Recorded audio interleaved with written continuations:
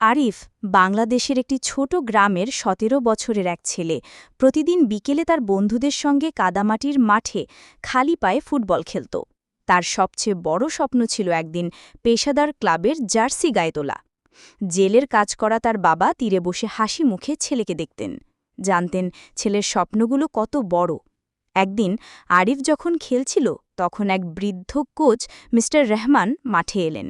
তিনি আরিফের গতি আর বলের উপর দখল দেখে মুগ্ধ হলেন। তিনি জিজ্ঞেস করলেন, তুমি সত্যিই প্রতিভাবান? কখনো কি ভেবেছ আসল দলে খেলার কথা? আরিফের বুকের ধুকপুকানি বেড়ে গেল। এটাই হয়তো তার সুযোগ। সেই রাতে আরিফ তার বাবা মাকে ঢাকায় ট্রেনিংয়ের প্রস্তাবের কথা বলল। মা চিন্তিত হয়ে বললেন, আমাদের এটার জন্য টাকা নেই। কিন্তু বাবা বললেন, ওকে চেষ্টা করতে দাও, স্বপ্ন মাছের থেকেও দামি। আরিফ প্রতিশ্রুতি দিল, সে একদিন তাদের গর্বিত করবে। ঢাকায় জীবন ছিল কঠিন। ধুলোমাখা মাঠে ছেঁড়া জুতো পরে আরিফ ট্রেনিং করত। বড় খেলোয়াড়রা তাকে উপহাস করত, ডাকত গ্রামের ছেলে। কিন্তু প্রতিদিন ভোরে সে উঠে ড্রিবলিং আর শটের অনুশীলন করত। কয়েক সপ্তাহের পরিশ্রমের পর আরিফ অবশেষে একটি প্রীতি ম্যাচে বদলি খেলোয়াড় হিসেবে সুযোগ পেল।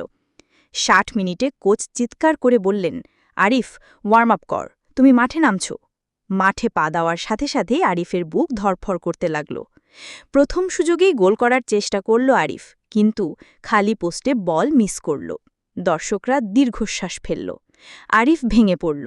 বেঞ্চে বসে মিস্টার রহমান তার কাঁধে হাত রেখে বললেন, প্রত্যেক বড় খেলোয়াড় গোল মিস করে, তারপরেই সে গোল করে, হাল ছেড়ো না। আরিফ নতুন করে দ্বিগুণ পরিশ্রম শুরু করল। পিঠে ইট ভর্তি ব্যাগ নিয়ে দৌড়াত, পাথর দিয়ে শটের অনুশীলন করত। রাতে মোবাইলে মেসি আর সালার খেলা দেখত। অবশেষে বড় সুযোগ এলো, একটি জাতীয় যুব টুর্নামেন্ট। আরিফকে একাডেমির হয়ে খেলার জন্য বেছে নেওয়া হলো। ফাইনাল ম্যাচ ছিল সবচেয়ে শক্তিশালী দলের বিপক্ষে, আর গ্যালারিতে বসেছিলেন জাতীয় ক্লাবের স্কাউটরা। এটাই ছিল আরিফের মুহূর্ত। স্কোরবোর্ডে ১-১, হাতে মাত্র ৩০ সেকেন্ড। মিডফিল্ডে বল পেয়ে ১-২-৩ জন ডিফেন্ডারকে কাটিয়ে এগিয়ে গেল। দর্শকরা তার নাম চিৎকার করছিল। সে সব শক্তি দিয়ে শট নিল।